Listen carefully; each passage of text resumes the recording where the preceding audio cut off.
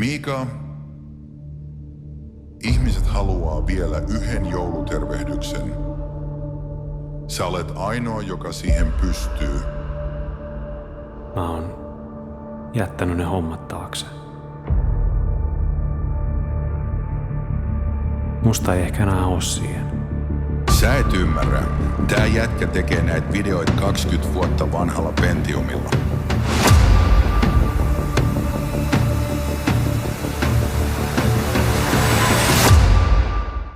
No okei, yksi vielä. Sun pitää pelastaa kaikkien joulu. Voi helvetti, toi on dinosaurus. Mä oon liian vanha tähän paskaan. Yippee-ki-yay, pepperkaka.